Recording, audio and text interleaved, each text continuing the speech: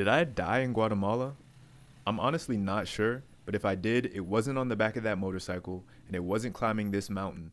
It was here, on the wrong side of a fence, a guy with a very large 12-gauge shotgun, and two equally large dogs. But we'll get back to that. Maybe.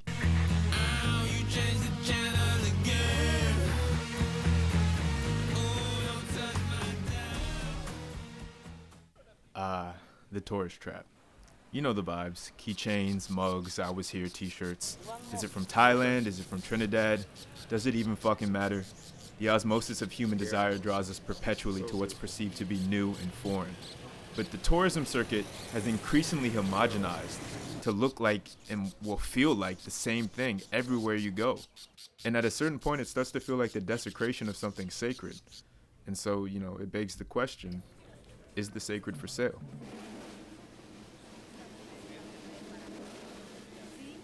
I'm in Antigua, Guatemala.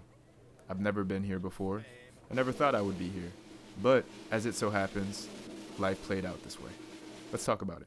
So I'm an artist, and like most artists, I have 1,000,001 different jobs and side hustles outside of doing stuff like this.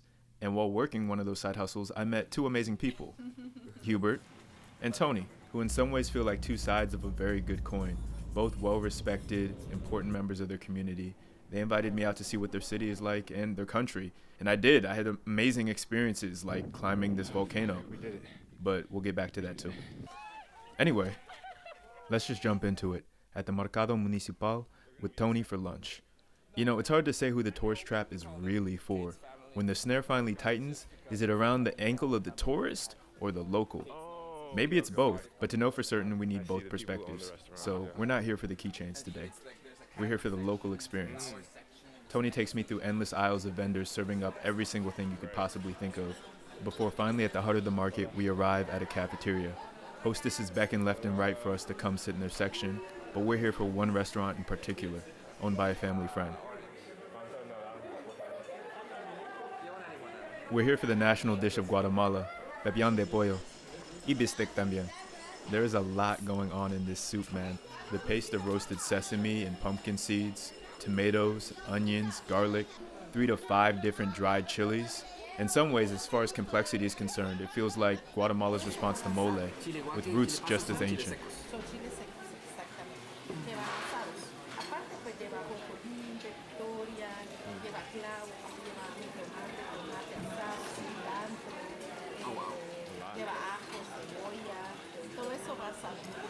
We're eating it with these delicious black corn tortillas. I swear, once you have tortillas in Guatemala, you can never go back. They're totally different, way fluffier. We've also got some salsa picante and a light broth with avocado. And did she explain what this was? She didn't, right? It's just like a broth. I think it's just the beef one. So this is around the point I met my Guatemalan girlfriend. She's like 45, 46. She was out to lunch with her kid. Told the waitress to tell me that she, Someone fancies me. yeah, what he said. Should I introduce myself? I feel like I'm being rude. Oh, shit. Tony said do not engage. No, No. we also don't want to get too much into it because Latinos. They're just different. They look and it's like it's on. When we got up to leave, she ended up chatting me up anyway. I've got to say, conservatism may be on the rise everywhere, but compared to Latin America, the U.S. is so sexually constrained. Anyway, back into the throes of the market. See? Tony's taking me to his favorite juice spot for some fresh carrot juice. And everybody wants to be on camera. I'm honestly surprised. I'm not even a carrot juice guy, but that shit was amazing. No cinnamon, no nothing. It was just that fresh.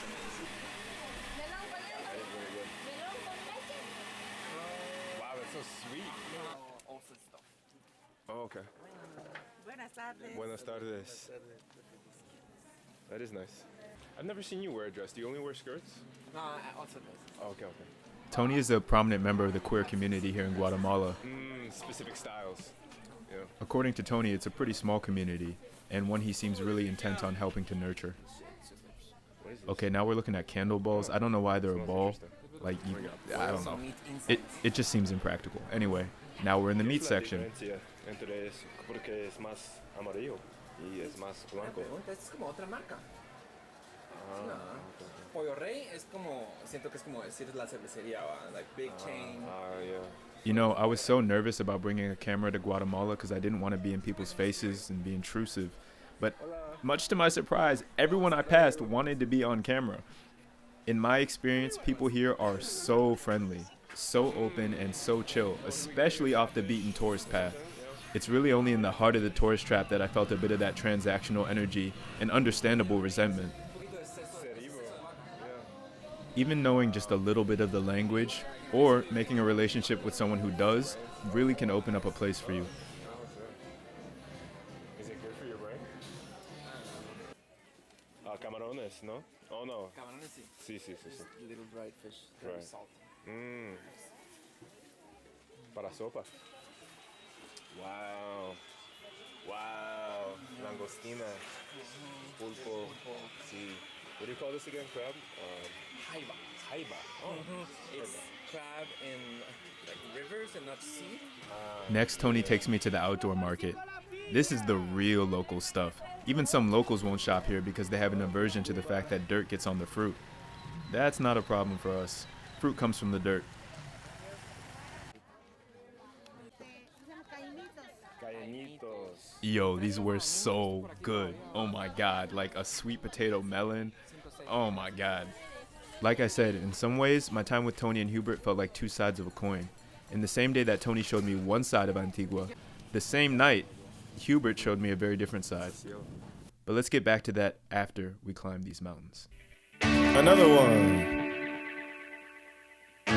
You turn my heart into a beating drum. I know exactly where you're coming from.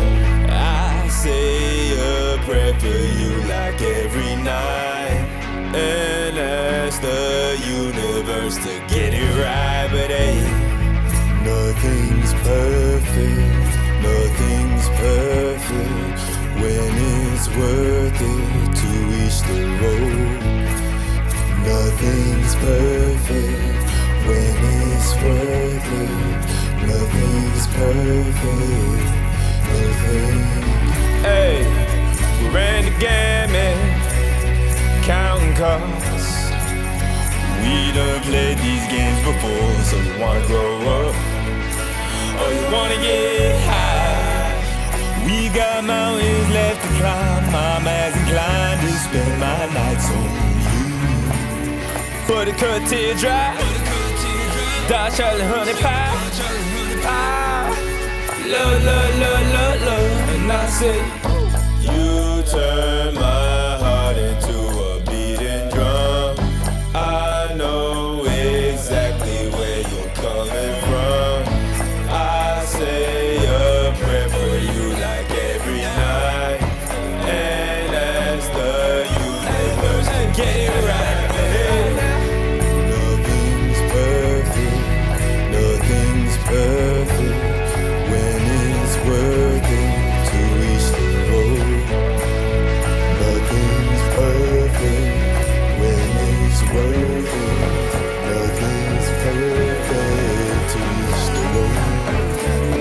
Nothing's perfect when it's worth it. Nothing's perfect. You turn my heart into a raging fire. God sings your name like it's a lullaby. I said a prayer for you like every night, and ask the universe to get it right. But hey, nothing's perfect when it's worth it. Nothing's perfect when it's worth it. Nothing's perfect when it's worth it. Nothing's perfect when it's worth it. Nothing's perfect when it's worth it. Nothing's perfect. Nothing. All right, let's see the other side of Guatemala tonight. Hubert's neighbors are restaurateurs. They've invited us to a special dinner. 10 to 12 guests, complete strangers, one meal. Gracias. The place is beautiful. Oh my God. You find in Antigua that simple buildings on the outside give way to incredible interiors. Lush courtyards, gardens. This place is no different. Sit on this side. Yeah. Let's see everyone coming in. Oh, check this out. Yeah, this is like a pretty like Guatemalan food. We dine. A roasted pea soup with crunchy quinoa that somehow hits the palate like a piece of bruschetta. Around the table, a few Americans, a teacher, a psychologist, the incredibly elegant owners of a finca, one half Lebanese and Guatemalan, the other Christian Palestinian. Fincas have proven to be a touchy topic in my time here. They tell us about their 200 horses over 72-hour braised pancetta and lentils, and a souffle of blue cheese and parmesan, which is the dessert, if you can believe it or not. And it is fucking delicious. You can never really feel safe eating at a table where everyone else is starving. For me, good food is the pinnacle of the human experience. If you can eat good, you're rich. And the biological reality of this planet is, everybody should be able to eat. Anyway, another day, another meal. It's lunchtime. Hubert and Lilah have a beautiful life, a beautiful home, and I was so grateful that they opened it up to me. This meal was upsettingly fresh. Why don't eggs taste like this in America? Iberian ham, fresh tomatoes, Dutch cheese, guacamole, local hot sauces, of course, and some bread that was, man, I don't want to talk about it anymore. I'm getting upset. Travelations chapter 6 verse 7, he who does not cook shall clean. Okay, so it's at this point that I almost died. I don't have a bunch of footage. Just know that the neighbor's cat, coincidentally, the neighbors who own the restaurant, is a troublemaker, and he decided to hop the fence of the neighborhood into the rancho that's behind the neighborhood. I offered to climb over the fence and go and get him. The second I climb over this 8-foot wall, the cat hops back up onto the wall and is stuck in between two large loops of barbed wire, right? So I'm trying to coax it down from the wall without it hurting itself. And I'm too busy to notice that as I'm doing that, a man is approaching me from behind with 2 guard dogs, a huge shotgun, and a very disapproving look on his face. We managed to save the cat. I talked my way out of it. In Spanish, I might add, but I don't think my Spanish has ever been clearer than on the other side of a shotgun. All right, we're recording. So a few community organizers, craftspeople, an entrepreneur, a Colombian anthropologist, and several other travelers walk into a bar. That's not a joke. That's our dinner plans. Very random assortment of people. Fantastic vibes. We're at Por Qué No, a literal hole in the wall that somehow manages to squeeze 2 stories into a space the size of most New York apartments. Curried shrimp, burritos, steak. The food is good, the conversation is even better. We weave in and out of Spanish talking about relationships, geopolitics, and history. It seems like everywhere you go in the Americas, the story is the same. It's like some cardinal rule of a New World blood cult. Black people, indigenous people subjected to the worst of the worst as a form of nation building. In the case of Guatemala, the Mayan indigenous population suffered a genocide that, as quiet as it's kept, was the United States' fault. Just one of many atrocities we've committed all over Central and South America. I bet they skipped that part in history class.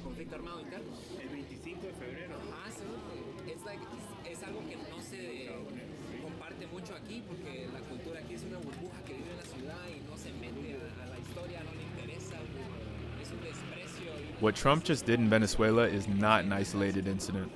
Okay. Hand me a drink. Got a Maica, Quetzalteca. My first time trying Quetzalteca. I think Rosa's first time too, who, by the way, is from Madagascar, which is further evidence that it may in fact exist. I would have included us going to Ilegal, which is a bar that has definitely earned its name selling a variety of things, but we'll keep that in the drafts. Man, you know, what I said earlier about the tourist trap probably sounded really cynical. As if when people are drawn to Antigua, they're being drawn to a facade. But it couldn't be further from the truth. In this instance, the tourist trap only works because this place is as dope as you think it is. Probably even doper. So dope, I don't even want to tell you how cool it is. I love Antigua. Stay the fuck away. As things get worse in America, and they will get worse, gentrification, which is already a hot topic here, must be expanded to include what it means to move abroad. This trip has me thinking a lot about what it means to be a responsible global citizen. It can be a difficult balance. You only have one life you want to enjoy. Ignorance can be tempting. Avoiding the bitter seeds of responsibility and the work that comes with the sweet fruit of this life might feel like the easier option at times. But I like to think that everything is defined by contrast. and the bitter work just makes the sweet life even sweeter. So yeah, travel, party, enjoy. But understand that we, and I'm talking to us specifically as young people, have some serious cleaning up to do. It's not fair, but it's the reality of things.